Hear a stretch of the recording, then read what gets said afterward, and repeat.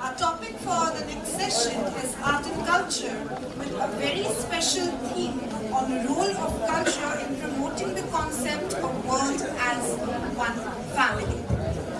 As a guest speaker for this session, we have invited Sri Guwahati sir, who is a former DGP of Assam, as well as a noted author and a distinguished philanthropist. May I request sir to kindly come up onto the dais. May I now request Ms. Manushi Sinha, an author of several books including the best-selling Saffron Swords Book 1 and 2 that feature 104 episodes of valor of Indian warriors who defended the motherland for over a period of 1500 years starting from the 8th century. She is also an independent researcher on Indian history and ancient temples. May we please invite ma'am with a huge round of applause. May I now request Sumiji to kindly felicitate Sri Guwahati sir. He will be felicitated with a Vasudhaiva Kutumbakam shawl and a photo frame.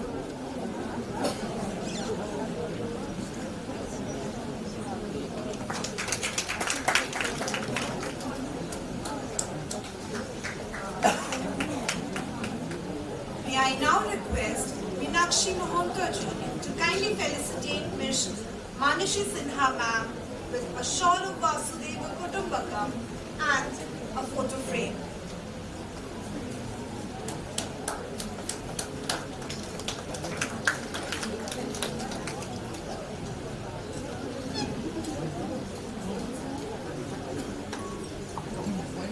May I now take this honor to kindly invite Sri Guwahati sir to kindly address the august gathering. Okay, namaskar. They are saying I can speak in Assamese, English, what else? Hindi, all languages. Then it will look like an FM radio broadcast. So I'll speak in basically in English, if that suits you all. Anyway, it's a wonderful meeting you people. And I whenever I was asked for coming to this meeting, I was very delighted and I said, yes, I'll come. That is why I'm here. Very interesting topic they have kept it here. And all of us, without knowing about the particular theme, we behave like this only in our society. See, we have never been told to love our family when we are born and brought up. We have been living with our society in such a way that in our society we believe that we are just a member of the entire village, entire community, entire country, whatever. But the Vasudhaiva Kutumbakam, I was, from a long time I've been studying about this particular terminology, and I have seen that, when you talk about Kutumbakam, the family, now when the word was coined, long back in our ancient times through our epics and other Upanishads and all, have you ever thought about normally Kutumbakam is family.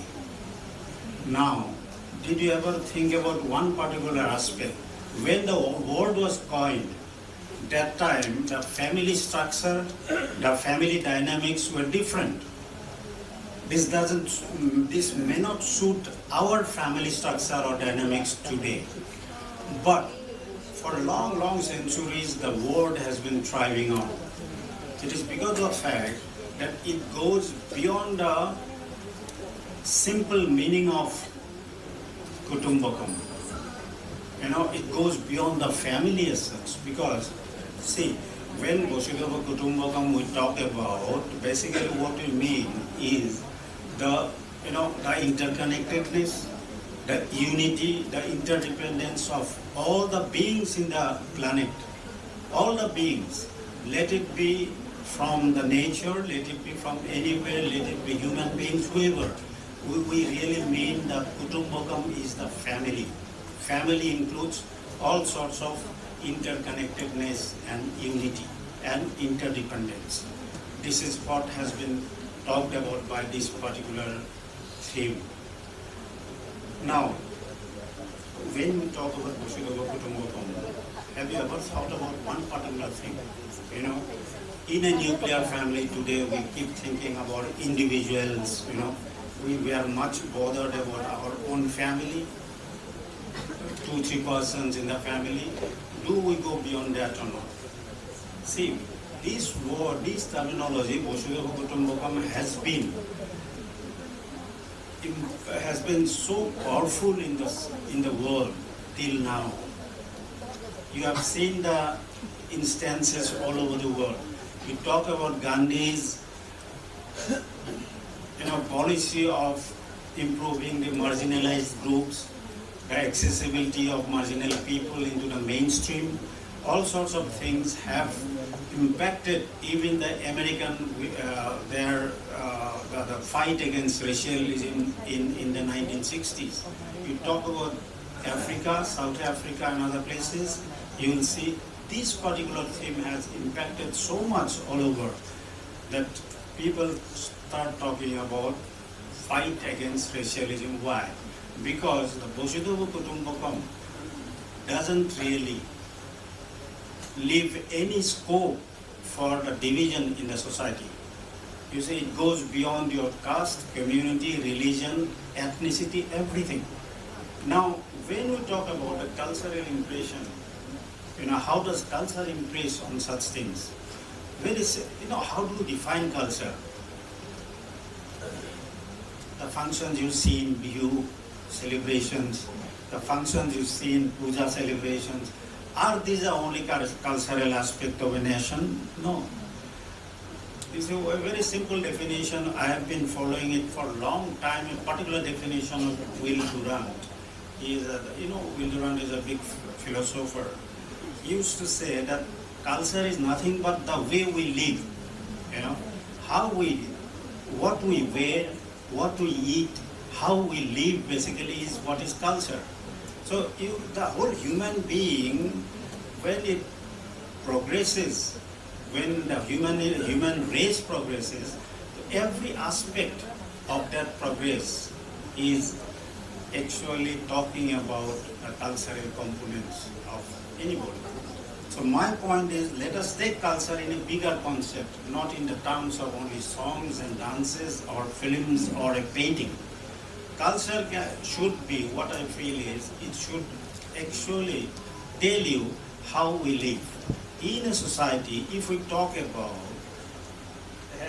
Mona Lisa, the painting, or Salvador Dali's painting, whatever, but the fact remains is that there is something behind that. What is it about?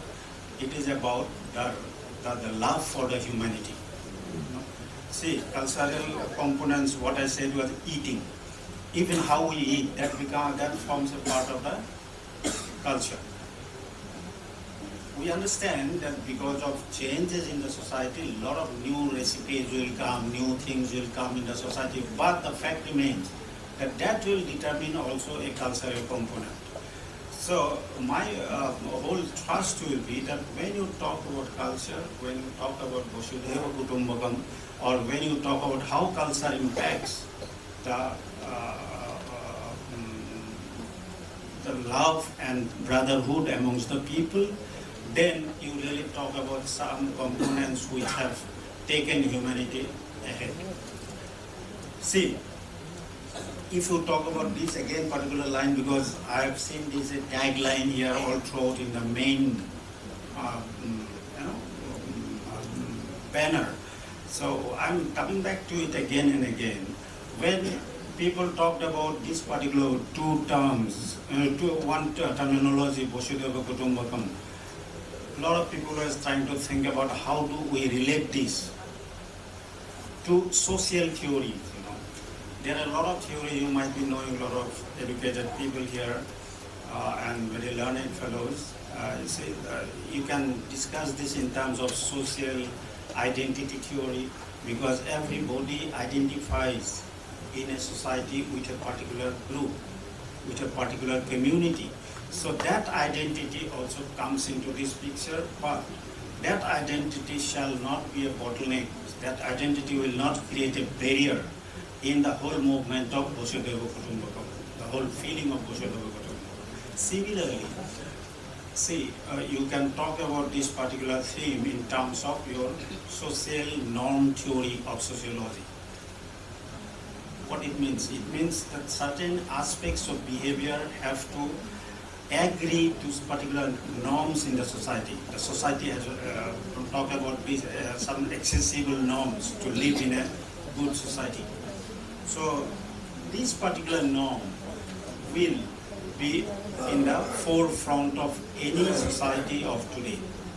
That is why the cultural impacts, the cultural components of any nationalities would have this particular theme imprint on it if we want to go beyond this. If you look at Assamese culture also, let me tell you about it. Say, what tell you about it? You all know what is Assamese culture, no? I don't have to add anything to it. But if you look at our old scriptures, if you look at our Vaishnavite writings and all sorts of things, you will see that we have been talking about living with the nature in harmony. You look at the old our Mahapurusha writings, you will see how nature has been talked about. The harmony between nature and the people around. Not only people, all beings. Say for example, very simple thing. A lot of times outside Assam, people always, when I was studying in Delhi School of Economics, then I was teaching in Delhi University, Hindu College and things like that. We are always told that Assamese people are lahe type, We go slow and things like that. And we are proud of that also, no? Yes, we should be proud of that for one reason. You know what? Why you have been lahe? There's a particular story behind it. Story in the sense historical development. You see, the nature. I was thinking that my analysis may be not good for all of you, but I'm giving a line of thinking why we are lahe. See, lahe meaning slow, So what I mean to say is, see, in our society, we all believe in being in harmony with the nature. Look at the nature. Nature develops, progresses at its own pace. At a particular time, you will see the fruits are growing, the flowers are blooming. It has a particular time slot, that this time is for Kopoful, this time is for Bihu, this time is for anything else, for doing rice cultivation. So this has been given there in the nature. Nature follows that very well. But slowly and gradually the nature also seems to be doing little mistake.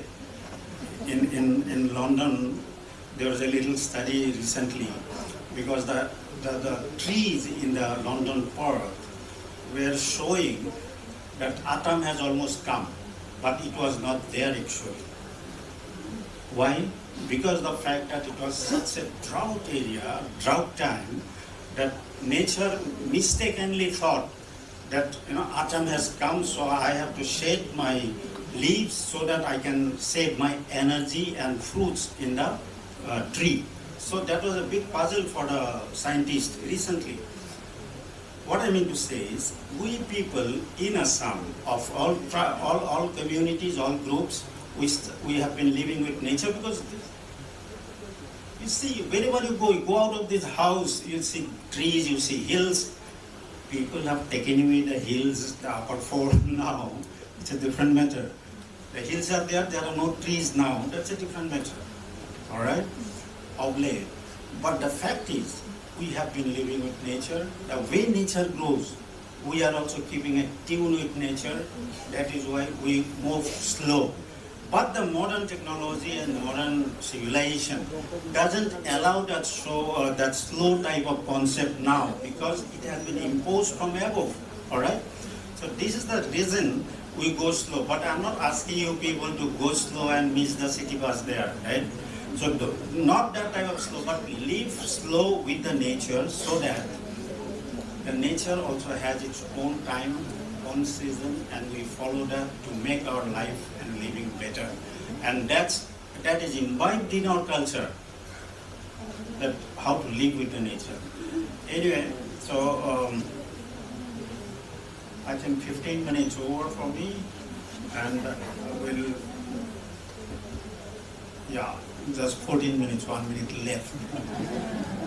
Now, one very particular thing about art and culture is that, see, any form of art and culture is going to thrive in the world only when that art, culture, and all sorts of fineness in life will thrive only when we go beyond caste, community, religion, and everything. Then only the culture which talks about Vasudhaiva Kutumbakam, the world is a family, that type of concept will thrive only then.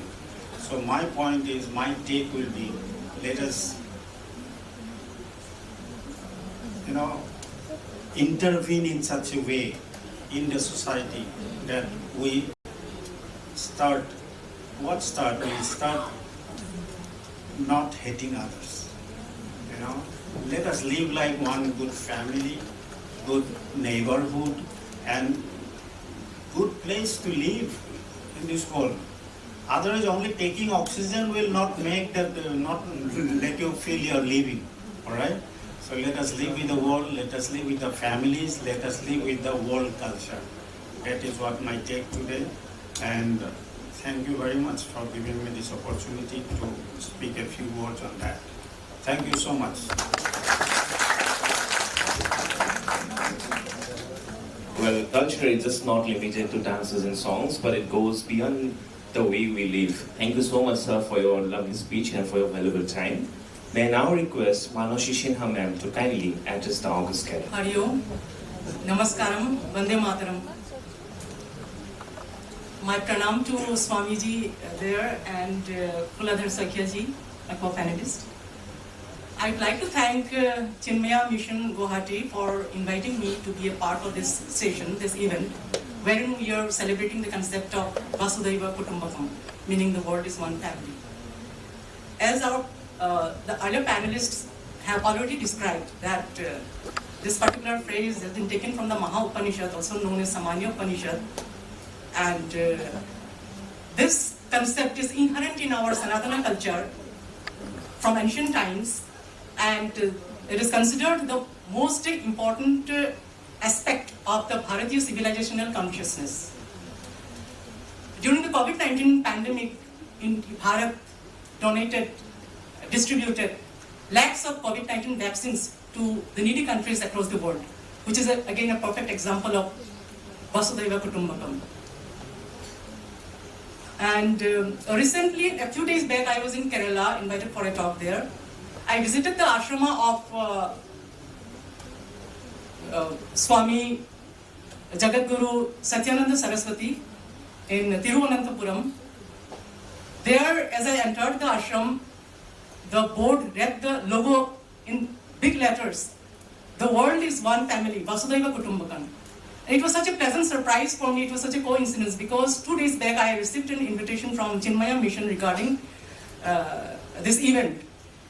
And Swamiji's activities revolved around this very concept of Vasudhaiva Kutumbakam. It was such a divine experience for me visiting his samadhi there. I'll pick up anecdotes from Indian history, pertaining to Assam and the Northeast in particular, and India in general, that speak volume about the concept of Vasudhaiva Kutumbakam. And Marcus Garvey, a Jamaican-born political socialist, has rightly said, a country's people without the knowledge of their past history, origin and culture is like a tree without roots. So let us celebrate culture. There is a Garuda Stambh in Vidisha, Madhya Pradesh. It is also called the Heliodorus Pillar. It is also called Khamba Baba. And this pillar has been there since the last 3,200 years. Regarding the chronology of India, there has been a distortion, mainly because of the wrong dating of the Buddha Nirvana and the confusion of two eras, the Shaka era and the Sakanta era. But I will not go into the details of the chronology, the timeline period, but let us go into the details of the events that took place there. So this Garuda Stambh, this pillar, has inscriptions about the details of Antiochus, the Indo-Greek king, whose empire extended up to Gandhara, Takshashila. And the inscription in the pillar has also details about Raja Bhagabhadra, the Shunga king from the Shunga dynasty, the ninth in lineage of the Shunga king of rulers founded by Pushyamitra Shunga. And the pillar contains description about that Bhagabhadra as the son of the princess of Kashi.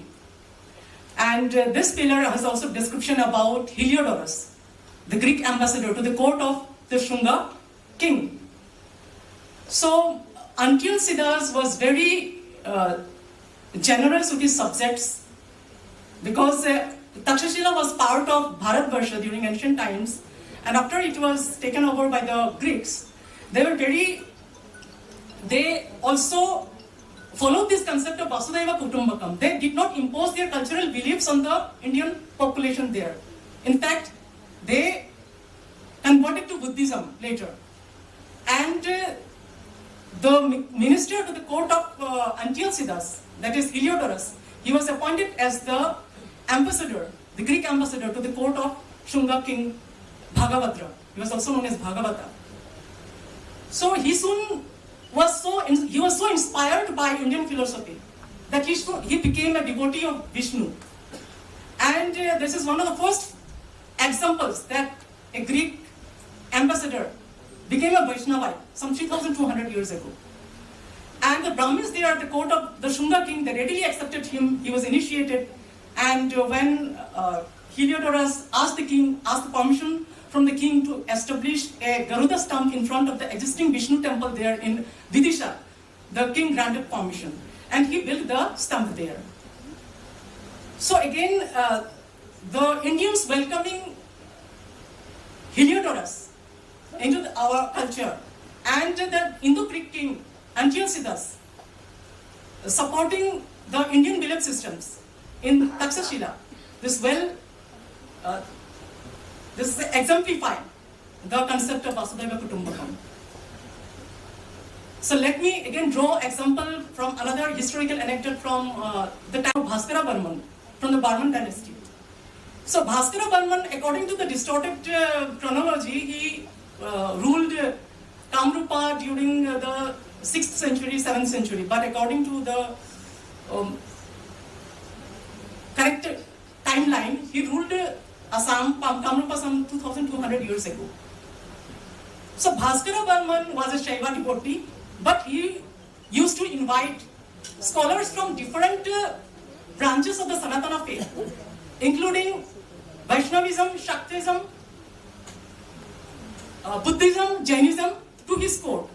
And he used to hold disputes and discussions among the scholars were invited. There used to be conferences, like this conference is being held today. There is a legacy of conferences being held since ancient times. Raja Janak of Mithila invited scholars from various parts of the country to his court, and they were also invited at Mithila University, and the discussion used to go on for several days at a stretch.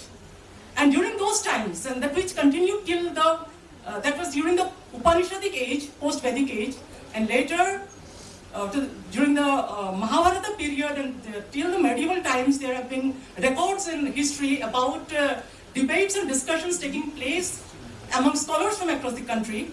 And there was a tradition, like whoever scholar was defeated in the debate, he used to become the disciple of the winner.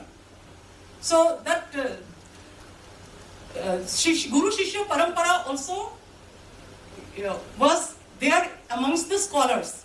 So we have this example of Adi Shankaracharya, who used to travel across the country and he won in every debate. There is one example of Mandana Mishra, who was his contemporary.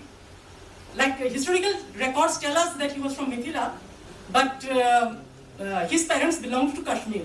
So during the Upanishadic age, Kashmir was a center of Sanskrit learning, and scholars from across the country and from other parts of the country also, they came to Kashmir to study Sanskrit. So Mandana Mishra, he used to reside in Kashmir then, and when Adi Shankaracharya came to know about Mandana Mishra, he wanted to involve into a debate with him. So he asked people around, and he reached Kashmir. Then he was told that there was a village where everyone spoke in Sanskrit. So he somehow reached that village. And he thought that this is the right village where Mandana Mishra used to live. And then he found a group of ladies gossiping around a well. And he asked those ladies where the house of Mandana Mishra was located. And like during those earlier days, they did not answer directly. They used to answer in riddles. One of the ladies answered, like at the house where a tota and maina, a parrot and maina spoke in Sanskrit, that's the house of Mandana Mishra. And that's again Adi Shankaracharya visited from house to house, and there he saw a tota and maina communicating in Sanskrit, and said, this is the house of Mandana Mishra. And then a debate and discussion took place, and he became the winner. And Mandana Mishra, who was a renowned scholar during those times, he became a disciple of Adi Shankaracharya. Likewise, Adi Shankaracharya came to Assam also. Then Abhinava Gupta, he was a very renowned Shakta philosopher then, renowned across the country. So Adi Shankaracharya heard a lot about him, and he came to Assam. So there were two Abhinava Guptas. One was from Kashmir and one was from Assam. The first Abhinava Gupta was from Assam, and the second was from Kashmir. The Abhinava Gupta from Kashmir was a Shaiva devotee, but he used to read texts from all the other Sanatana branches of knowledge. So he had gurus from Buddhism, Jainism, Vaishnavism, Shaktism traditions as well. So that's Abhinava Gupta from Assam, the second one.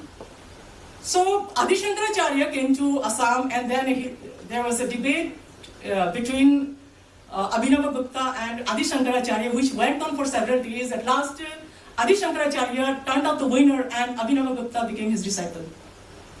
So wherever Adi Shankaracharya went, he defeated everyone in debates, and all the scholars became his disciples. So he was like the universal guru across the country. Then regarding the dating of Adi Shankaracharya, there is a little deviation from history, but just to mention about his timeline. So Kalhana's Raja Tarangini, this Kalhana is a historian from Kashmir. So Raja Tarangini mentions about Adi Shankaracharya flourishing after 180 BCE.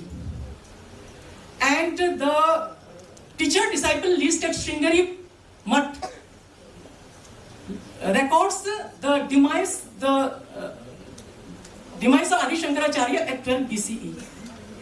And then Alexander Cunningham, who discovered and dated ancient and medieval era temples across the country, found a temple attributed to Adi Shankaracharya at Shankaracharya Hill. And Cunningham attributed the timeline of that temple to Jaluka. Jaluka was the son of Ashoka. And Ashoka died in 180 BCE. And according to that account by Kalhana's Rajtarangini, Adi Shankaracharya met Jaluka in Kashmir during those times. So 3 or 4 records mention the pre-BCE period. Then there is a research book by Vedvir Arya. It is called The Chronology of India. It is in 3 volumes. And it contains all of these facts based on various evidences, inscriptional, literary, the Puranas, and various other references. And according to that book, the timeline of Adi Shankaracharya is 6th century BCE. So So there are a lot of distortions in the chronological timeline that it should be corrected in our history books. I think it will take a lot of time for that to happen. Sorry.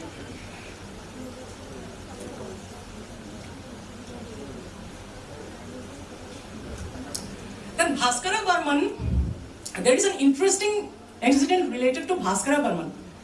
It is about the cultural exchanges between China and India and intercultural exchange between the kingdoms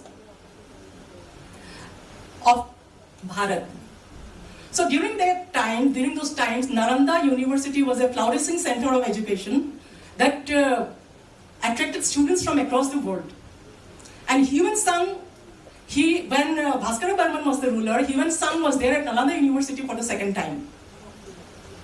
And Bhaskara Barman wanted to invite Human Sang to his court because he also wanted to learn some Chinese, and he wanted that certain sacred texts of India should be translated to Chinese, and Human Sang was the right person.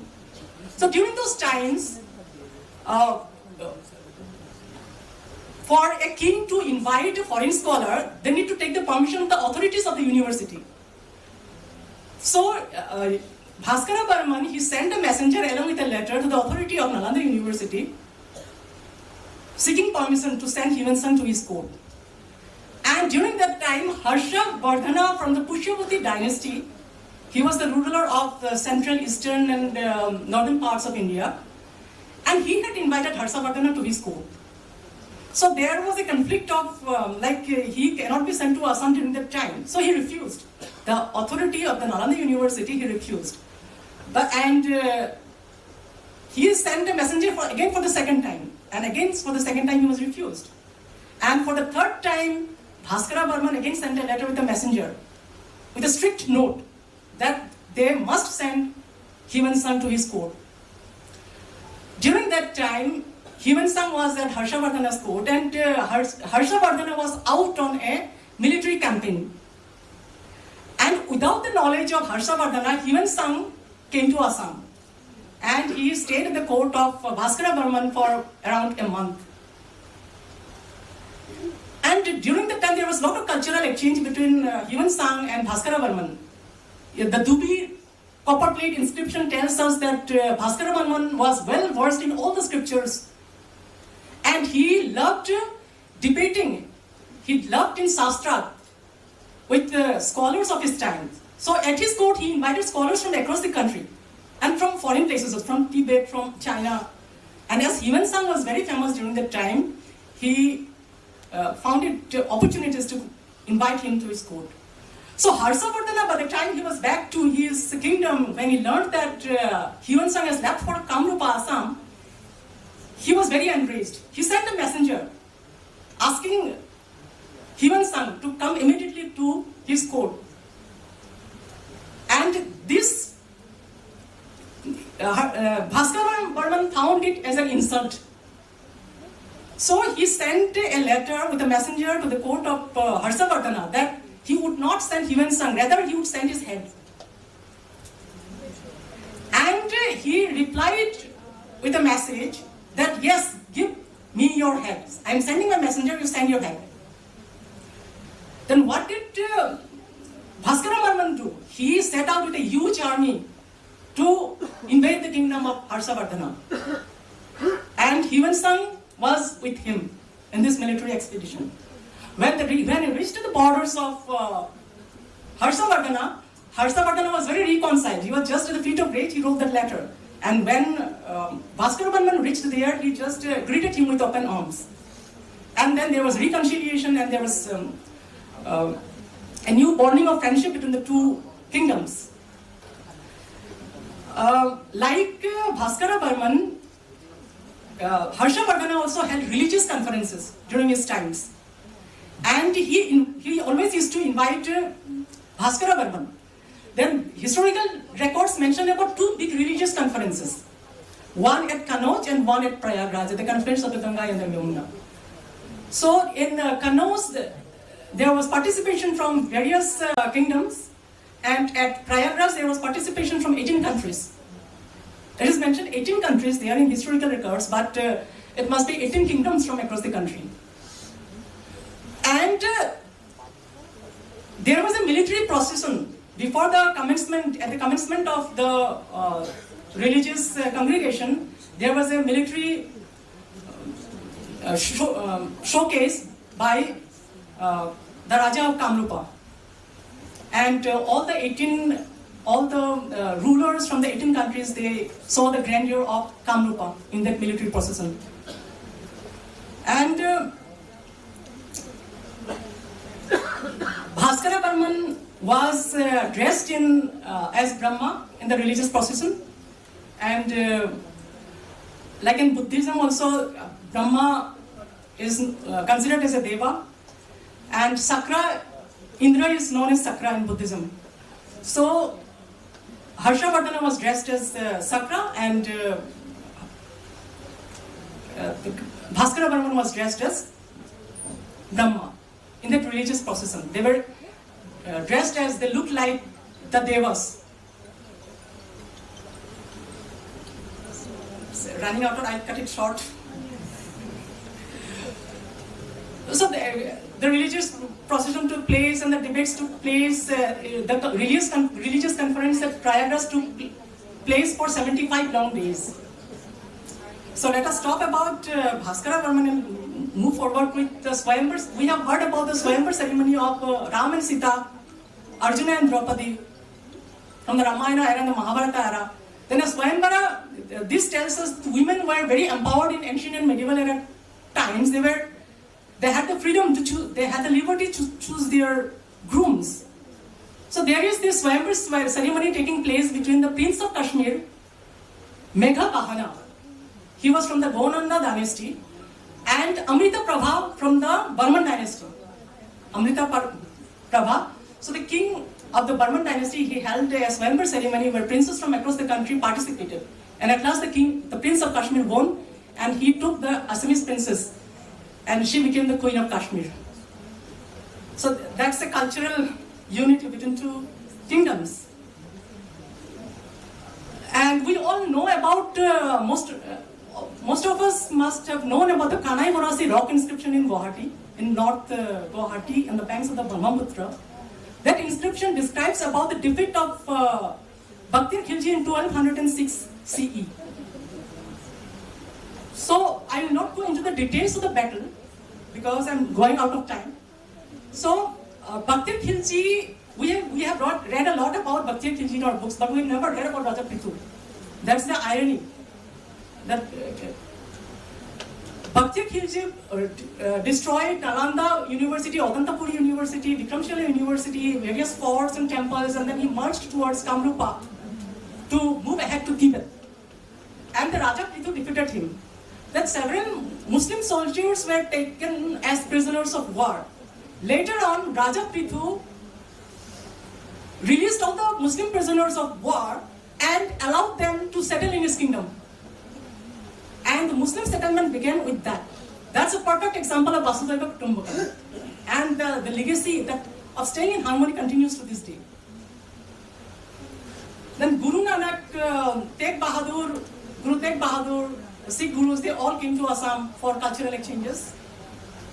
Then about Shankardeva, about Vaishnava white saint Shankardeva, he also engaged in debates with scholars from across the country.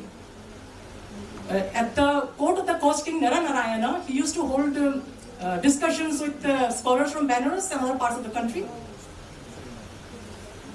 I am a Vishnupriya Manipuri from Assam, and I draw lineage from Babru Bahana, the son of Arjuna and Chitrangada. And our Kul Devata is Apoppa, the 7th generation from Arjuna and Chitrangada. This is described in the Kumal Purana. And since, like in the Vishnupriya Manipuri society, we celebrate this concept of Vasudhaiva Kutumbakam right from the childhood stage. So there is a Krishna temple for every 15 to 20 families. So for every festive celebration, for every occasion, even for marriage ceremonies and for shards, the community people, they gather in the temple, and there is this community union. regular community union. So, as I'm advised to kindly sum up the speech, so I'd like to thank everyone for having the patience to listen to me. Thank you.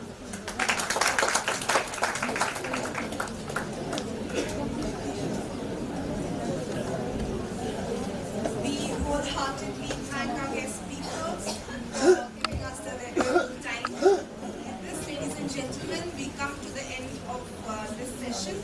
With this, we shall now move on to our next session. May I request Professor Circus time to kindly take the seat, please.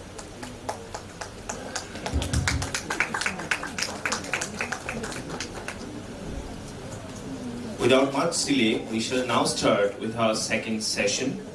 The theme for this session is Education as a Tool of Fostering Universal Brotherhood. As the keynote speaker for this session, we have invited Dr. Ashok Kumar Pansari sir, who is a poet, author, as well as the Chancellor of Royal Global University. May I request sir to kindly come up onto the dais.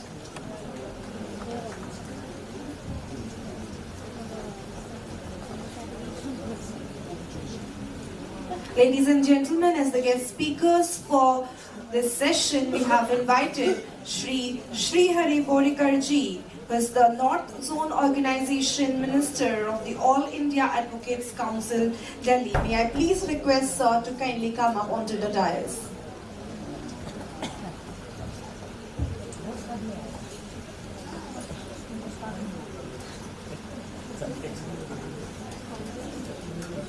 We are also honored to have with us Rituparna Nayak ma'am as a guest speaker. Rituparna Nayak is a leading queer rights activist from Assam, poet, storyteller, and development sector warrior.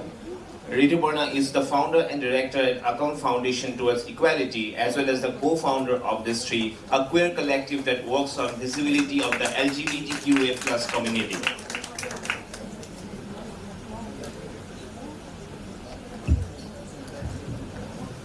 May I please now request Dr. Seema Rekha ji to felicitate Dr. Ashok Pansari sir.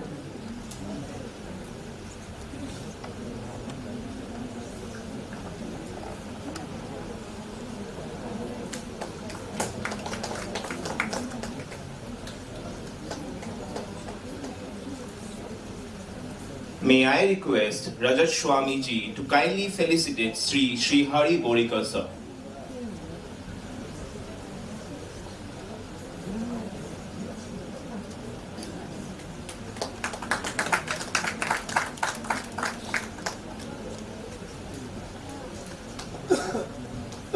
May I take this honor to request Premananda Mahanta ji to kindly felicitate Rituparna Nayak ma'am.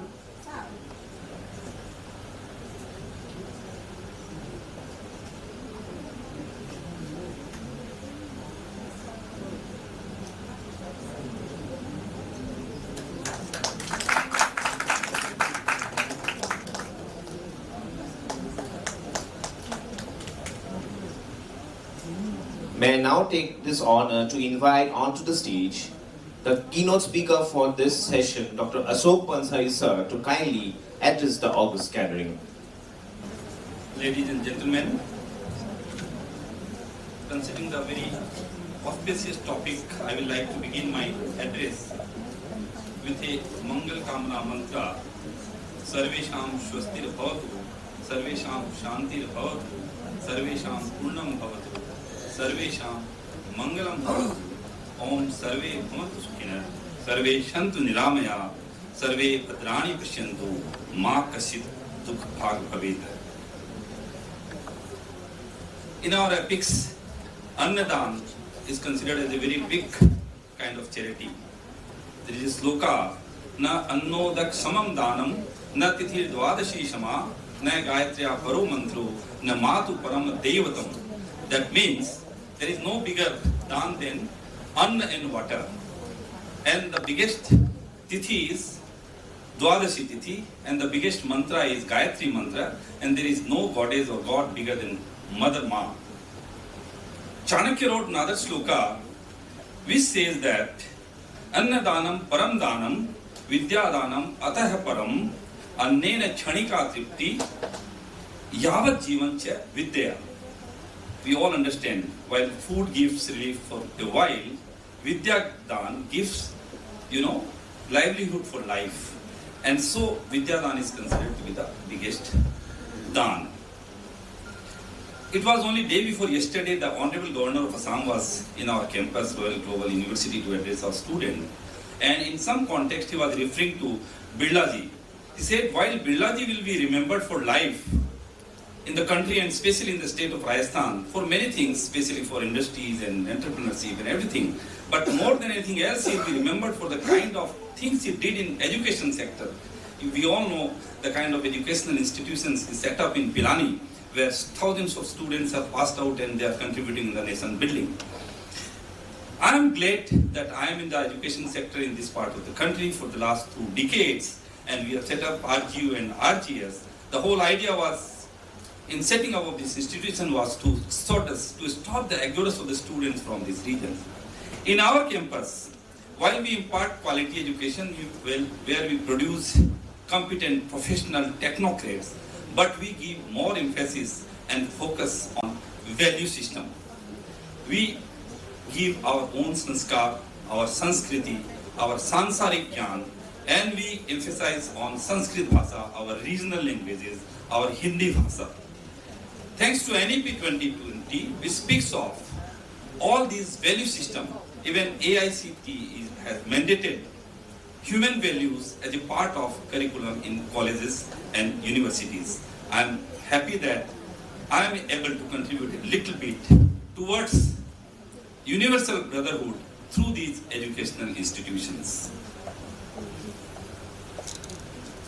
The theme of India's G20 presidency, Vasudhaiva Kutumbakam, or One Earth, One Family, One Future, is drawn from the ancient Sanskrit text of the Maha Upanishad. Essentially, the theme affirms the value of all life, human, animal, plant, and microorganism, and their interconnectedness on the planet Earth and in the wider universe. The logo and the theme together convey a very powerful message of India's G20 presidency, which is striving for just and equitable growth for all the world as we navigate through these turbulent times in a sustainable, holistic, responsible, and inclusive manner. They represent a uniquely Indian approach to our G20 presidency of living in harmony with the surroundings ecosystem. I would now like to draw attention of the August gathering on the topic education as a tool for fostering universal brotherhood. Two words important in the topic. One, education, and another, universal brotherhood. Before I go further, I'd like to speak about what is education. What normally we understand by education means we send a child to a school, then college, and he gets a certificate, a license, he gets a job, he starts living good, he achieves materialistic achievements, he becomes a happy person. That's of course the partial aim of the education. But when we talk about education fostering for world brotherhood, this is not the end of the meaning of the education. What we expect from real education and what we are going to talk about education fostering universal brotherhood is the one. Naturally, it makes our life better and happier, enables us to make others' life better. How people respect us more, inculcates values in us, enables us to think for underprivileged people of the society. How can we contribute to the society? How our individual efforts can contribute in nation building? How can we think of Vasudhaiva Kutumbakam? How can we become a great citizen, a good human being? That is what we expect from the real education. Universal brotherhood refers to the oneness of the society. It aims to reduce wars and encourage living in peace and harmony as equals. Dalai Lama has rightly said, we need to have compassion for people, society, community in which we live, so care towards individuals and spread love and respect for all. This will help us to bring diversity among humanity. It rejects all racial, social, religious, economic or other forms of classification or hierarchy. It signifies the element of a friendly and harmonious social life where the members of the society look after one another as brothers and sisters as equal. As I said, I have been into the field of education for more than 2 decades, and I am confident that the education promotes understanding, empathy, tolerance, and fostering universal brotherhood among the students coming from different parts of North region. My motto is to educate, train, and help them transform into a holistic human being. I have provided them the opportunity to excel in personal and professional space with CAS, knowledge, attitude, skill, and habits. Make them understand that it is equally more important than CAS at CAS. Education given at the university makes them understand to develop sense of values, diversity, and recognition, and recognize what is the most important common thread that binds all of them. It not only achieves harmony and peace, but make them responsible to contribute for a more inclusive society. Now, coming to the topic directly. Education plays a critical role in promoting understanding, respect, and empathy towards people from diverse backgrounds, cultures, and beliefs. It enables individuals to develop a broad-minded outlook and overcome prejudices, biases, and stereotypes that often hinder social cohesion and harmony. It promotes social integration and builds bridges across different communities, promoting a sense of universal brotherhood.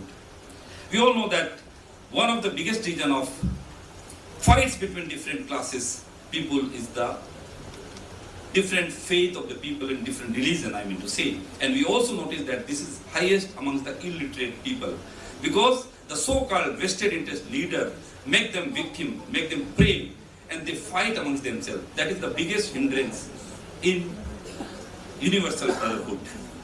What education does? Education equips individuals with necessary skills to engage constructive dialogue and resolve conflicts peacefully. It promotes the value of tolerance, empathy, and compassion, fostering a sense of brotherhood and solidarity. Education provides individuals with the tools and resources to address social and economic inequalities, creating opportunities for all members of the society to participate and contribute to the common good. That leads to equilibrium in the society, which leads to universal brotherhood. The UN's Sustainable Development Goal 4 aims to ensure inclusive and equitable quality education and promote lifelong learning opportunities for all. This demonstrates the importance of education as a tool for promoting universal brotherhood and creating a more equitable world. In 2014, the Nobel Peace Prize was awarded jointly to Malala Yousafzai and Kailash Satyarthi of India, as we know, for their work promoting children's education and rights. Their efforts demonstrate how education can empower individuals to create positive change and promote universal brotherhood. In the wake of the COVID-19 pandemic, many organizations and individuals have worked to provide online education resources to students who may not have access to traditional classrooms. This highlights the role of education in promoting inclusively and fostering a sense of global community. Later we'll see that how India immediately researched and found the vaccination, and the vaccines were sent to the other countries before our full requirements were fulfilled. That was the philosophy of Vasudhaiva Kutumbakam. The establishment of international study exchange program, like in India we have ICCR, we have Fulbright program, promotes cross-cultural understanding and enables individuals to learn from one another, regardless of their nationality or background. This exemplifies how education can be a powerful tool for promoting universal brotherhood and breaking down barriers between different communities. The right to education in India, which was introduced in the 2009, made education a fundamental right to the children between the age of 6 and 14 years, which is applicable, of course, in the private institutions as well. This has helped to ensure that all the children, regardless of their socio-economic background, have access to quality education. The Act has also led to establishment of more schools, recruitment of more teachers, and improvement of infrastructure in existing schools. There are some reservation policies in higher studies. These policies have also helped to promote universal brotherhood by breaking down barriers to education and creating a more equitable and inclusive society. Now coming about the philosophy of universal brotherhood, Vasudhaiva Kutumbakam. In our ancients, in our epics, our sastras, our Vedas, we have always think that there are a lot of mantras which always speaks about the philosophy of one nation, one society, Vasudhaiva Kutumbakam. We were Vishwagurus. We imparted education in Takshashila and Nalanda universities, from where the students from all across the world came to take real education, the real Gyan, not only Vigyan. And with that, those were the Gyans which will speak of the oneness of the society. When Satyarthi ji went to receive his Nobel Prize, he started his address with a Rigaveda mantra. I will like to quote that mantra. Shangacham vandam, shangachadvam, sham vadandvam, shambho manansi janatam, deva bhagam, yatha purve sanjanana upashate. Meaning thereby, shangachadvam, हम सब एक साथ चले, वैश्विक विकास और तरक्की के रास्ते पर धरती के दक्षिण छोर से उत्तर तक और पूर्व से पश्चिम तक कोई पिछड़ ना जाए, हम में से कोई बिछुड़ ना जाए. संगच्छध्वम, संवद्धध्वम, हम एक साथ बोले. समो मनांसी जानताम, हम सब साथ मिलकर चिंतन करें. प्राचीन समय में देवताओं का ऐसा आचरण रहा, इसी कारण हम वे वंदनीय हैं. सो हम कैसा चिंतन करें? अपने पूर्वजों से सीखते हुए साथ में मिल बैठकर ऐसे ज्ञान का सृजन करें जो सभी के लिए कल्याणकारी हो. समथिंग फ्रॉम बातों संतों व ग्रंथों की, हमारे एपिक्स की. विद्या ददाति विनयम, विनया ददाति पात्रताम, पात्रत्वात् धनाप्नोति, धनात् धर्म तथा सुखम. विद्या, एजुकेशन, विद्या से विनय मिलती है, हम्बल बनते हैं हम. विनय से पात्रता आती है, पात्रता से धन आता है, और धन से धर्म, और धर्म से सुख की प्राप्ति होती है. जब सुख की प्राप्ति होगी, धन होगा, इकोनॉमिक डेवलपमेंट होगा, तो आपस में भाईचारा बढ़ेगा. Between two societies, between two states, between two nations. So हमारे तो ग्रंथों में इन बातों का खूब अच्छी तरह से जिक्र है कि हम हमेशा वसुधैव कुटुंब की ही बात सोचते हैं. शिक्षा हमें झुकना सिखाती है. हमारे पड़ोसी राज्य झुकते नहीं है. कौन नहीं झुकते हैं? वे वृक्ष जिसमें फल लगते हैं वे झुकते हैं. नमन्ति फलिनो वृक्षा, नमन्ति गुणिनो जनाः, शुष्क वृक्षास्य मूर्खाश्च न नमन्ति कदाचन. जिस वृक्ष में फल बहुत लगते हैं वे झुकते हैं. जो गुणीजन है, जो विद्यावान है, जिन्हें एजुकेशन मिला है, वे झुकते हैं. और जो सूखे वृक्ष है वो झुकते नहीं. हमारे पड़ोसी देश झुकते नहीं, वसुधैव कुटुंब की कल्पना भी नहीं करते. अयम निज परो व्यक्ति गणना लघु चेतसा. अयम निज, ये मेरा है. परो व्यक्ति गणना, ये दूसरे का है. ये तो लघु चेतसाम है, ये तो बहुत संकुचित विचारधारा है. उदार चरिता नाम तु वसुधैव कुटुंबकम. हमारे शास्त्रों में ये बोला गया है कि हम उदार बने. ये तो उदार चरितार्थ की बात है कि वसुधैव कुटुंब की हम कल्पना करते हैं. पर एक जरूर बात है, एजुकेशन होते हुए भी, एजुकेशन वहां भी है, पर प्रॉब्लम क्या है? जब दुर्जन व्यक्ति एजुकेशन रिसीव करता है तो वह कैसे दुर्व्यवहार करता है, ध्यान दीजिएगा. विद्या विवादाय, धनम मदाय, शक्ति परिशाम परपीडनाय, खलश साधौ विपित्रम एतप, ज्ञानाय दानाय च रक्षणाय. जो दुर्जन लोग होते हैं, हमारे पड़ोसी लोग, उनके लिए विद्या विवाद का विषय होता है, और धन घमंड का विषय, और शक्ति दूसरे को परेशानी करने का विषय होता है. और सज्जन व्यक्तियों के लिए, भारतीय लोगों के लिए, भारतीय संस्कार से जो ओतप्रोत है वो कहीं भी हो दुनिया में, उनके लिए विद्या ज्ञान के लिए होती है, धन दान के लिए होता है, और शक्ति दूसरों की रक्षा के लिए होता है. इस कंटेक्स्ट में मैं एक बात कहना चाहूंगा, and I like to quote this, which was a letter written to teachers. What is education? At the end of World War II, this letter was found in a Nazi concentration camp. It is addressed to teachers. This is in connection with context of that. Dear teachers, I am a survivor of a concentration camp. My eyes saw what no man should witness. Gas chambers built by learned engineers. Children poisoned by educated physicians. Infants killed by trained nurses, women and babies shot and burnt by high school and college graduates. So I am suspicious of education. My request is, help your students become human.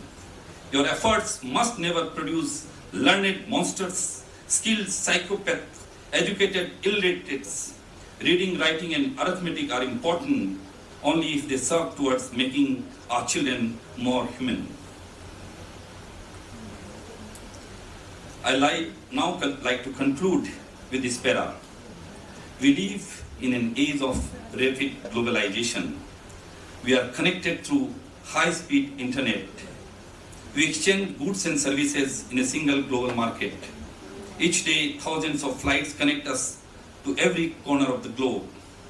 But there is one serious disconnect.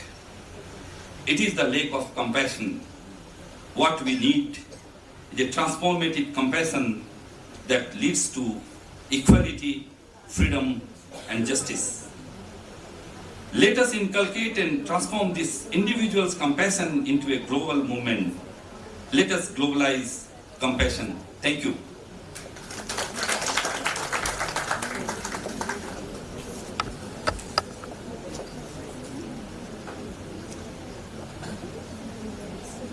Thank you for your wonderful words, sir. May I please request Shri Hari Borikar ji to kindly address the august gathering.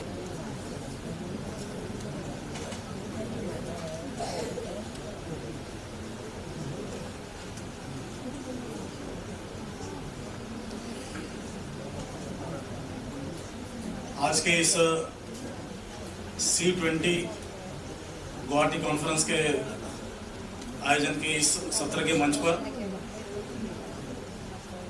Shri Ashok पंसारी जी, ऋतुपर्णा नियोग जी, अमित जैन जी, सुनीता बायदेव जी, स्वामी मित्रानंद जी और इस सभागार में बहुत सारे परिचित चेहरे मेरे सामने हैं कि जिन्होंने शायद नहीं किया ही है।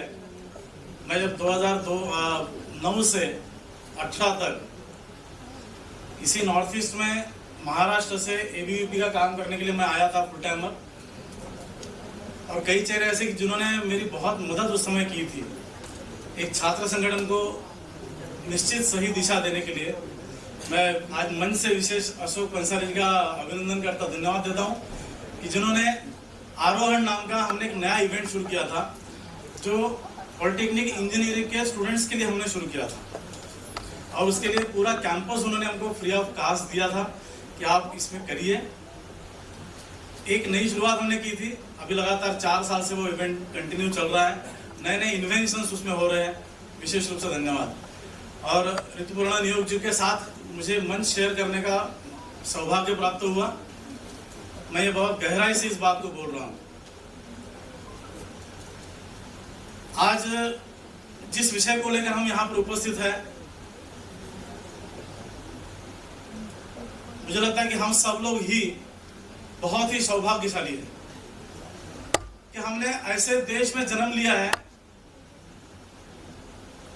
कि जिस देश ने वैश्विक स्तर पर दुनिया को 2 शब्दों में बता दिया कि भारत का विचार, भारत का आचार, भारत का व्यवहार, भारत की जीवन शैली, भारत का चरित्र क्या है, ये 2 शब्दों में स्वामी विवेकानंद जी ने जब विश्व धर्म सम्मेलन में मैं brothers and sisters of America जब बोला, तब लोगों को बड़ा अटपटा सा लगा कि अब तक जितने भी सारे वक्ता आके बोल के चले गए थे, लेडीज एंड जेंटलमैन और क्या क्या सब बोल के चले गए, लेकिन ये सुदूर दूर से आया हुआ व्यक्ति जो दिखने में तो बहुत सिंपल सा सादा सा दिखता है, भगवे वेश में कोई आ गया है, लेकिन वो बात जो बोल रहा था उन शब्दों में सबके हृदय में एक स्थान पैदा कर दिया। एक स्टैंडिंग ओवेशन के तहत 5 मिनट तक तालियां बजती रही कि आखिर ये व्यक्ति है कौन कि जो हमको इतना दूर से आकर भाई और बहन कहता है। इसमें ही अपने आप में उस देश का विचार, व्यक्तित्व सामने आ जाता है। और मुझे लगता है कि हमने भारत यह ऐसा एक देश है दुनिया में कि जिसने इस दुनिया को यह मंत्र दिया है कि इस धरती पर यदि रहना है तो इस धरती का दोहन करना है, इस धरती का शोषण करना नहीं है। और इसलिए हमारे यहाँ गाय के बछड़े, गाय का जब दूध निकाला जाता है तो उसके बछड़े के लिए भी थोड़ा सा दूध रखा जाता है, पूरा दूध नहीं निकाला जाता है। लेकिन उसी तरफ हम पश्चिम को यदि देखते हैं तो जहां पर डेयरीज, फार्म, बड़ी बड़ी मशीन्स लगी है, वहां पर बूंद रक्त की बूंद आने तक दूध निकाला जाता है। यह जो शोषण है, मैं केवल एक उदाहरण बताया, ऐसे बहुत सारे उदाहरण हो सकते हैं कि जहां जंगलों को काटकर, पेड़ों को काटकर कंक्रीट जंगल बन रहे हैं। महिलाओं की तरफ, बहनों की तरफ देखने का नजरिया क्या है? तो केवल शोषण की मानसिकता है। यह जो एक दृष्टिकोण भारत ने दिया है, यह भारत का दृष्टिकोण ही अपने आप में कहता है कि जहां हम जड़, जमीन, जंगल, जानवर, इन सब में भगवान को देखते हैं, ऐसे देखने वाले, ऐसे दृष्टिकोण रखने वाले भारत है। जिनको हम जंगल में रहने वाले जनजाति कहते हैं। अभी हमारे उत्तम भाई ने बहुत अच्छा उदाहरण दिया। ऐसा मैं एक छोटा सा उदाहरण हमारे छत्तीसगढ़ के जंगलों का देता हूँ कि वहां पर रहने वाले जनजाति जब अपने परिवार में शादी करते हैं तो शादी के समय, शादी के लिए यदि पानी की व्यवस्था है, पानी चाहिए उनको, तो उस गांव से जो नदी बह रही है उस नदी पर जाते हैं, पहले पूजा करते हैं और पूजा करके विनती करते हैं कि आपके पानी को हम अपने स्वयं के उपयोग के लिए ले जा रहे हैं, इसके लिए हम आपको क्षमा मांगते हैं।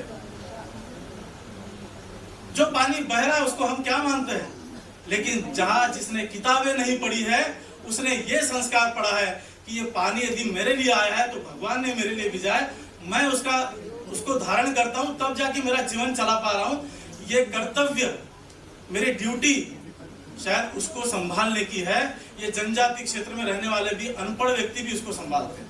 ऐसे गांव में हम जाएंगे तो बहुत सारे उदाहरण दिखते हैं और इसलिए स्वामी जी कहते हैं कि भारत को यदि समझना है तो गांव में जाना पड़ेगा। और इसलिए शिक्षा के मायने क्या होते हैं? केवल किताबी ज्ञान होने से शिक्षा नहीं होती है। तो व्यक्तित्व निर्माण हो रहा है तो किस आधार पर हो रहा है, कैसे हो रहा है? और इसलिए स्वामी जी के दो शब्दों से पूरा विश्व समझ गया कि भारत को समझना पड़ेगा, भारत को जानना पड़ेगा। मैं अभी कुछ बातों को रिपीट नहीं करना चाहता हूं, लेकिन थोड़े कुछ अलग उदाहरण में देना चाहता हूं। नालंदा, तक्षशिला जैसे विश्वविद्यालय, जहां पर विदेशों से लोग भारत में पढ़ने के लिए आते थे, इसी ज्ञान को लेने के लिए आते थे। आक्रांताओं ने केवल मंदिर नहीं तोड़े, तो आक्रांताओं ने विश्वविद्यालय भी तोड़े। हमारे यहाँ की शिक्षा व्यवस्था को भी तहस नहस किया। जब पृथु राजा ने, जो हमारी बहन बता रही थी, पृथु राजा ने यहाँ पर बख्तियार खिलजी को मारा, तो नालंदा का तक्षशिला विश्वविद्यालय जलाकर वो यहाँ पर आ रहा था। 3 महीने तक लगातार वहां पर लाइब्रेरी जलती रही। इतना साहित्य हमारे पास उस समय लिखा हुआ था। और इन सारे साहित्यों में से यदि हम देखेंगे तो शिक्षा के मायने कैसे बदलते गए, तो हमारे यहाँ जिन बातों को हम बड़े स्वाभाविक रूप से कहते थे, वसुधैव कुटुंबकम हम बात कर रहे हैं, लेकिन वसुधैव कुटुंबकम हमारी शिक्षा से समाप्त हो गया, वो शिक्षा में पढ़ाया नहीं गया। और भी बहुत सारी बातें हैं। हेल्थ इज वेल्थ, मतलब कैसे शब्दावली कैसे बदल गई। हेल्थ इज वेल्थ, पैसे में ही सब कुछ गिना जाएगा। हमारा स्वास्थ्य भी यदि है तो हेल्थ वेल्थ है तो आपका स्वास्थ्य ठीक है। लेकिन हमने क्या कहा था, शरीर माध्यम खलु धर्म साधनम। शरीर को हमने साधन माना था और उसको सबसे प्राथमिकता हमने शरीर को दी थी। शरीर है, मन है, स्वस्थ मन है तो सब कुछ आप हासिल कर लोगे, वेल्थ में नहीं करेंगे। सर्वाइवल ऑफ द फिटेस्ट, क्या कहा गया कि दुनिया में यदि कुछ हासिल करना है तो आपको लड़ना पड़ेगा, आपको जीतना पड़ेगा, आगे वाले को दुश्मन की तरह ट्रीट करते हुए अपने आप को उसको ओवरकम करना पड़ेगा। हमने कहा सर्वे भवन्तु सुखिनः सर्वे सन्तु निरामया। हम सब लोग मिलकर आगे बढ़ेंगे। मैं जब सब लोग मिलकर आगे बढ़ेंगे की बात कहता हूं तो मुझे क्षणिक मन में आता है, अरे जिस देश ने वसुधैव कुटुंबकम जैसा एक शब्द हम सबको दिया, ये जीवन शैली दी है, आपको क्या चाहिए? पूरा विश्व आपका है। आप बोलकर तो देखिए, विश्व के किसी भी कोने पर कोई भी व्यक्ति बैठा है, वो यदि इस बात को बोलता है कि वसुधैव कुटुंबकम, तो उसके कोने से लेकर हमारे तक ये सारी दुनिया उसकी हो जाती है। विश्व का हर आदमी ये बोले कि वसुधैव कुटुंबकम, तो विस्तारवादी नीति यदि चाइना रखता है तो कहीं ना कहीं हमको समझना पड़ेगा कि आखिर क्यों दूसरे की जमीन पर कब्जा करने की भावना मन में क्यों आ रही है? दूसरे देशों पर कब्जा करना, लोगों को गुलाम बनाना, आखिर ये मानसिकता कहां से डेवलप हो रही है? वहां से चाइना के लोग बोले वसुधैव कुटुंबकम, पूरा विश्व उनका हो जाएगा। आपको पूरा विश्व ही चाहिए ना, वहां से बोलिए।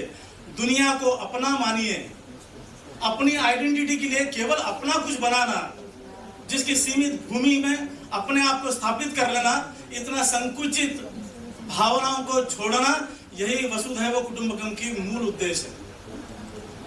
और इसलिए वंश से विस्तार से बड़े होना चाहिए। पूरी दुनिया हमारी है, इस बात को लेकर चलना चाहिए।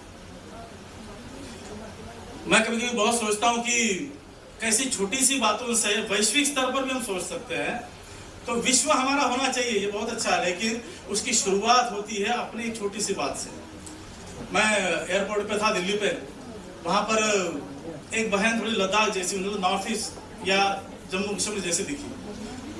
तो वो मुझे सर योर आईडी सर करके बुला रही थी। मैंने उसको ऐसे पूछा कि तुम कहाँ से हो, तो उसने कहा कि लद्दाख से। जैसे उसने लद्दाख से कहा तो मैंने जुले ऐसे बोला, लद्दाखी भाषा में नमस्कार को जुले बोलते हैं। मैंने कहा नमस्ते जुले। जैसे मैंने जुले बोला, वो एकदम ऐसे देखते रहेगी, आपको जुले कैसे पता है? मैंने कहा मैं 7-8 साल वहां पर था, तो तुम्हारे चोगलम सर और बाकी मैंने 10 शहरों के नाम उसके बताए। तो वो बहुत खुश होगी, बोले आप घूमे सारे? मैंने कहा हाँ। बोले कैसा लगा आपको? भैया आपको कैसा लगा? मैंने कहा बहुत अच्छा लगा। अब आप इस फर्क को समझ जाइए।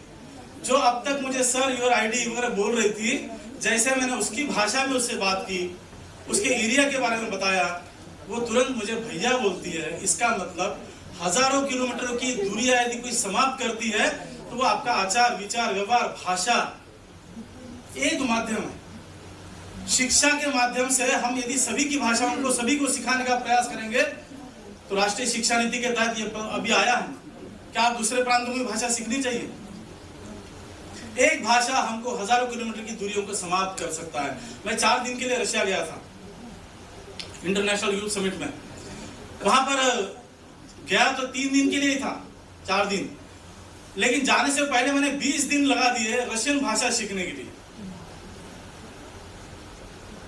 तेगावली पांग्लिस्की, काकडेला, मैंने श्रीहरि, मतलब मैं उनके कितना करीब जा सकता हूं 3 दिन में, मैंने थोड़ा सा प्रयास किया। और आपको विश्वास नहीं होगा कि जैसे मैंने दोपहर के बाद अब उनकी भाषा में बोलना शुरू कर दिया, दे वर सरप्राइज कि आप हाउ यू नो, आप कैसे जानते हैं? तो मैंने कहा आपसे बात करने के लिए मैं कुछ सीख के आया हूं। उन्होंने और 4 बातें सिखाई। मुझे लगता है कि किसी के पास जाने के लिए, किसी में अपना होने के लिए आपको उसको अपनाना पड़ेगा। मुझे याद है 97 में याद में प्रथम आयसु तिथिया नहार लगू ईटानगर इमान कुछ तात गुरुलो तिथिया मो हमार दादा से तो मो किताब दिसे अखमिया भाषा हिकी 97 में किताब मुझे दिया। उसके बाद मैं और कहीं मेरा पोस्टिंग हो गया। अभी 2009 में फिर से यहाँ पर आया, तो यहाँ आने के बाद फिर से मैंने असमित भाषण बात करना, लिखना, पढ़ना सब शुरू कर दिया। मैं 97 प्रथम याद आयसु, तार पिछोर मोर घर है महाराष्ट्र नागपुर जेटिया मैं अखमिया भाषण दिउ अखमर लोरा वेला बोले दादा अपना को अपना घर को महाराष्ट्र नागपुर अपने किने को ईमान भाके अखमिया को ऐसा आप क्यों बोल रहे हैं? ऐसे उन्होंने पूछा, किशन के बोला आप क्यों पूछ रहे हैं, क्यों बोल रहे हैं आप? मैंने कहा मैं आपका होना चाहता हूं। किसी का होने के लिए उसको आत्मसात करना पड़ता है। और इसलिए हमारे यहां कहा गया कि यद पिंडे तक ब्रह्मांड, ये कहा गया। पेड़ों में भी पौधों में भी जीवन है, जान है। उसको आप रोज देखेंगे तो वो अच्छे से फलेगा फूलेगा। उसको आप 4 दिन मत देखिए, मर जाएगा। ये पौधा भी यदि हमारी भाषा समझ जाता है तो हम तो मनुष्य हैं, हम तो बोलने के लिए भाषा दी है, हम अच्छे से उसको व्यक्त कर सकते हैं। तो मुझे ऐसा लगता है कि एक विचार जो भारत का है, जो भारत की शिक्षा से बहुत दूर माइनस हो गया, फिर वो हमारे वेद होंगे, उपनिषद होंगे, गीता, रामायण, महाभारत है, इन सब चीजों को धार्मिक ग्रंथ के रूप में बाजू में रखकर शिक्षा से हमको दूर रखा गया।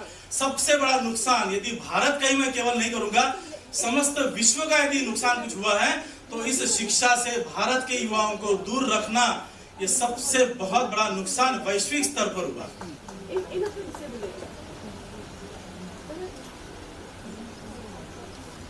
यह शिक्षा यदि निरंतर मिलती रहती तो मुझे आज भी विश्वास है कि विदेशों से लोग जो भारत में पढ़ने के लिए आते थे, यह ज्ञान लेकर वो वहां पर जाते और वो भी वसुधैव कुटुंबकम कहते। दूसरों पर आक्रमण करने का विचार उनके मन में तब आता, अरे इसके अंदर भी जीव है जो मेरे अंदर है, और मैं इस पर यदि एटम बॉम्ब डालता हूं तो इसका असर क्या होगा, यह वो जरूर सोचता। और इसलिए शिक्षा के मायने जैसे जैसे बदल गए। मैं और एक छोटी सी बात उदाहरण बताता हूं कि कैसे हमारे यहाँ लोगों ने किस हद तक सोचा है। संत ज्ञानेश्वर जैसे हमारे यहाँ श्रीमद शंकरदेव हो गए, वैसे महाराष्ट्र में संत ज्ञानेश्वर हो गए। आप कभी भी उनकी जीवनी पढ़िए। उनके पिताजी सन्यास धर्म लिया था और सन्यासी होते, सन्यासी से वापस आकर फिर गृहस्थ आश्रम उन्होंने स्वीकार किया, शादी की, बच्चे पैदा हुए। लेकिन अब सन्यास धर्म छोड़कर गृहस्थ आश्रम लिया था, इसलिए लोगों ने उनको क्या किया, लोगों ने कहा कि नहीं, ऐसा व्यक्ति गांव में नहीं रहना चाहिए। और इसीलिए गांव के लोगों ने उनको परिवार के साथ शहर से, गांव से बाहर उनको निकाल दिया। कोई भी साधन सुविधा उनको कुछ नहीं मिल रही थी। अब इन बच्चों को, 4 बच्चे थे, इन चारों बच्चों को भी कोई भी सुविधाएं नहीं मिल रही थी। इस पीढ़ा से ये चारों बच्चे बड़े हो रहे थे। लेकिन आप सोचिए कि इस पीढ़ा से जिसके माता पिता को शहर से, गांव से बाहर निकाल दिया होगा, उसके बच्चे के मन के अंदर क्या रोष होना चाहिए था। लेकिन वो संत ज्ञानेश्वर क्या लिखते हैं, जब वो बड़े होते हैं वो सबको समझाने लगते हैं। क्या लिखते हैं, दुरितांचे तिमिर जाओ, विश्व स्वधर्म सूर्य पाहो, जो जे वांछिल तोते लाहो प्राणी जात। मन में क्या रोष होना चाहिए था और मन में क्या भावना चल रही है, तो मन में भावना ये चल रही है कि दुरितांचे तिमिर जाओ, मतलब जो पाप रूपी अंधेरा है, पाप के रूप में जो अंधेरा है उसको दूर करना चाहिए और उसको समाप्त करते हुए विश्व स्वधर्म, विश्व में कोई भी कहीं भी है, वो कहीं अमेरिका इंग्लैंड कहीं घूमे नहीं थे, प्रवास नहीं किया उन्होंने, अपने छोटे से गांव में बैठकर वो सोचते थे विश्व स्वधर्म सूर्य पाओ, मतलब आप विश्व में जहां भी जिस धर्म का पालन करते हैं उस धर्म के रास्ते से सूर्य को हासिल करो, मतलब प्रकाश को हासिल करो, अच्छी दिशा में आप चलो। छोटे से गांव में रहने वाले संत ज्ञानेश्वर जिनके परिवार के साथ ये हुआ था, वो भी विश्व कल्याण की बात करते हैं। ये नहीं बोलते कि अरे इन गांव वालों ने मेरे साथ ये किया तो मुझे इनके साथ ये करना चाहिए, नहीं, उनके बावजूद भी इस प्रकार की भावना वो रखते हैं। इसलिए स्वामी विवेकानंद जी कहते हैं कि education is the manifestation of perfection in the man. वो अंदर की भावना है, अंतरात्मा को झकझोरने वाली चीज है जो शिक्षा है। शिक्षा एक माध्यम है वहां तक पहुंचने के लिए। और मुझे लगता है कि हमारे यहाँ पर इस मन तक, आत्मा और परमात्मा के इस मन तक पहुंचाने के लिए जो शिक्षा चाहिए थी, जिसको योग साधना हम सब कहते हैं, वो भी शायद शिक्षा से माइनस हो गई। और इसीलिए अभी तो वैश्विक स्तर पर हम भारत की एक उन्नति हो रही है। अभी केवल 2 पन्ने वैश्विक स्तर पर लोगों ने माने हैं, एक है योग और दूसरा है आयुर्वेद, जिसको लोगों ने वैश्विक स्तर पर मान लिया कि यार भारत के पास तो बहुत बड़ी पूंजी है। लेकिन मैं ऐसे मानता हूं कि भारत के पास तो ऐसे और कई पन्ने हैं कि जो शायद अभी भी खुले नहीं हैं। जिस दिन ये सारे पन्ने वैश्विक स्तर पर खुल जाएंगे, वसुधैव कुटुंबकम और भारत विश्व गुरु बनने से भारत को कोई भी नहीं रोक सकता है। और इसलिए मुझे लगता है कि भाषा, अलग अलग देशों की समानता है, उन समानताओं को ढूंढना चाहिए। हम अलग अलग देशों में जब जाते हैं तो गणेश जी की मूर्तियां सब जगह मिलती है। आप इंडोनेशिया में जाते हैं तो वहां पर सारे प्रतीक हमारे मिलते हैं, नोट पर हमारे देवताओं के फोटो मिलते हैं। तो कुल मिलाकर वैश्विक स्तर पर जब आप भ्रमण करेंगे तो आपको ध्यान में आता है कि वैश्विक स्तर पर भी बहुत सारी समानता है जो शायद रशिया के लोग मानते हैं, हम भी मानते हैं। ऐसी समानताओं को ढूंढना, ऐसी समानताओं को शिक्षा में लाना और लोगों को शिक्षित करना चाहिए। और वसुधा एक परिवार है, इस परिवार के तहत छोटे से छोटे जीव को लेकर भी और बड़े बड़े देशों तक एक समान मानसिकता के साथ हम वैश्विक स्तर पर अपने आप को स्थापित करेंगे मैं केवल 3 शब्द अंत में बोलता हूं कि थिंक ग्लोबली, एक्ट लोकली और रिस्पॉन्ड इंडिविजुअली। ग्लोबली थिंकिंग बहुत अच्छी बात है, अपने स्थानिक अनुसार हम अनुसरण उसका करें, लेकिन रिस्पॉन्ड जो करना है वो इंडिविजुअल इन सारे चीजों को लेकर करते हैं, तो हम इन वसुधैव कुटुंबकम शब्दों को यथार्थ में बदल पाएंगे। बहुत बहुत धन्यवाद। Thank you so much, sir, for inspiring us with Bharatiya ethos, Sanskriti, and the interlinked connection of education in it. May I now take this honor to kindly request Rituparna Nayak ma'am to deliver her speech. Thank you so much for inviting me and giving me the opportunity to share about education as a tool for universal brotherhood. As the time is constrained, I'm getting 10 minutes of time to share my thoughts. So I will try to talk about how I look at education coming from a marginalized community. I identify as a transgender woman, and how it is important for all of us when we talk about education to make our society inclusion when we look at the diversity. Today I'm standing here and talking because I got the opportunity to access education. But still, the people whom I represent, they are still in the street begging, or maybe doing sex work, or maybe they are thrown out of their home and there is no acceptance.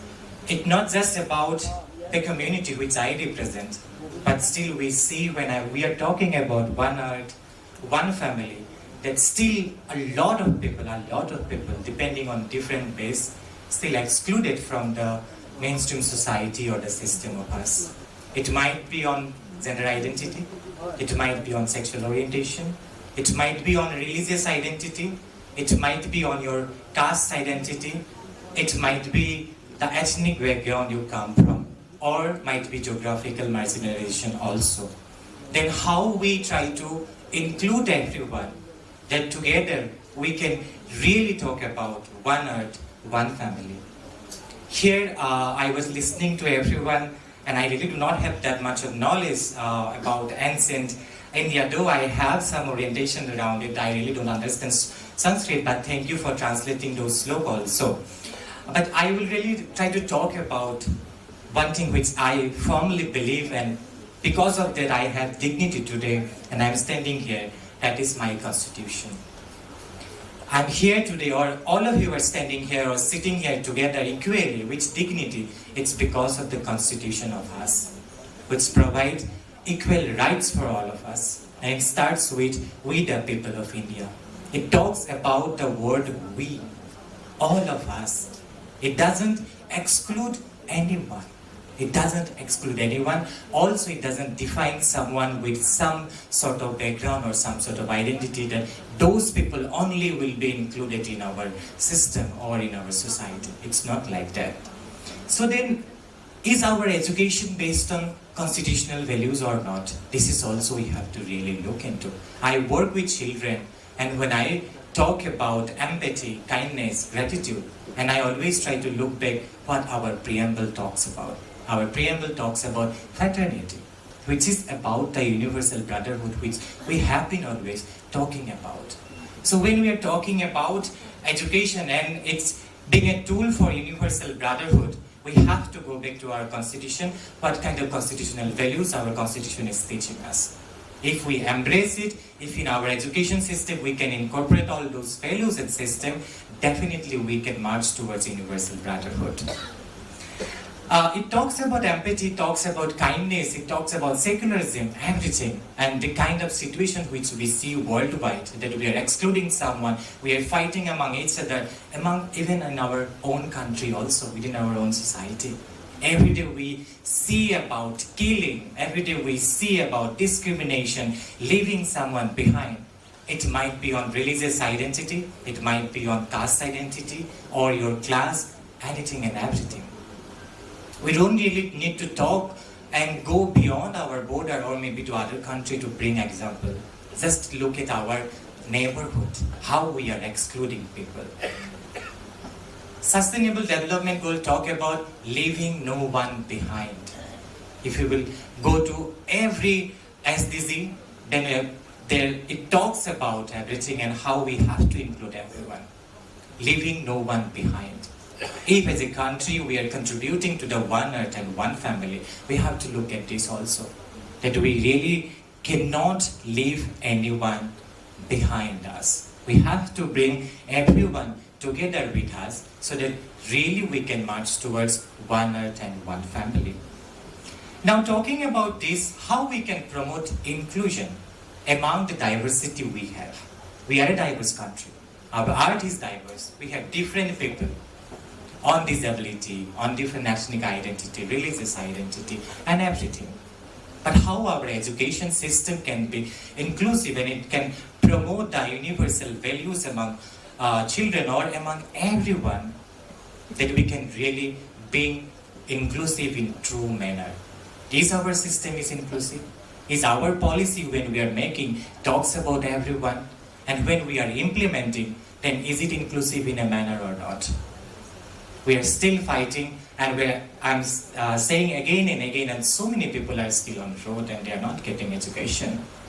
Go to a village where Adivasi people lives, you will see children out of school. Go to a basti, maybe just few kilometers from here or just 1 or 2 kilometers from this conference hall, you will see children out in the street and they're just playing and roaming around. Why they are out of school? Why they are out of education? We have to look at the systemic oppression. We have to look at the historical marginalization. We always do not need to be just satisfied with among us and that we are doing good. It's not about that. We really have to reflect. And when we will reflect and we will pinch us and we will try to think more about it, then only I guess we can bring everyone together in one group and then we can then march towards that universal brotherhood as a one earth and one family. As I was saying that education creates equal opportunity. We really have to promote education. And then we have to look at the intersectionality. If I'm talking about girls' education, am I looking at the girl's identity, whether the girl is coming from a Muslim family, or a Adivasi family, or a tribal family, or maybe from a geographical marginalized area or not? If I'm talking about a transgender person and their education, am I really looking at the different sections of intersection of identity they share? And does my system or does my policy allocate everyone equally or not? We really have to look at that. We talk about different languages, different ways to go near to people, and we speak different languages. But I will conclude here because I had just 10 minutes and I really want to sum up within the minutes. I don't want to increase my time. Yes, we are talking about different languages and I'm also speaking in English now, so that maybe it's a common language. But we are saying that we are going really far from each other. We do not understand each other. Maybe I'm a transgender person, you do not understand me. You will have a suspicious eyes always in your, I'm not talking about you, means you, any XYZ person it can be.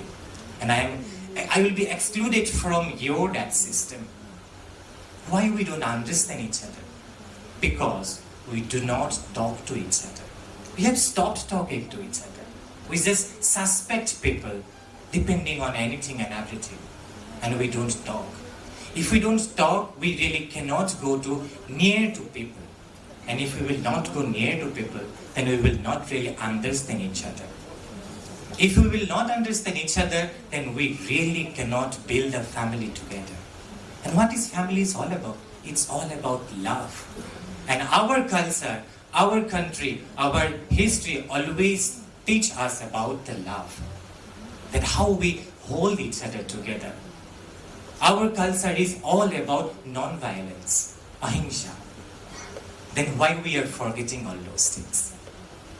Why we are forgetting one language to hold the family together? That is the language of love. So at the end, I want to say that we really don't need to understand or know English, Sanskrit, Hindi, Hebrew, any language. If we really want to build the universe together like a one family, then we really have to understand, embrace one language, that is the language of love. So let's embrace the language of love and let's march together to welcome. Thank you so much for listening to me. Thank you for inviting me. Thank you, Sunita Ba, for always your love and care towards me. Thank you so much. Satrangi Salam, Zindabad to everyone. Thank you. Thank you so much, ma'am, once again for your beautiful speech. With this, we have come to the conclusion of the second session. I wholeheartedly thank Dr. Ashok Pansari sir, Sri Hari Bodikar sir, as well as Rituparna Nayak ma'am for your valuable presence and the speeches, and request all three of you to kindly take your seat in the auditorium.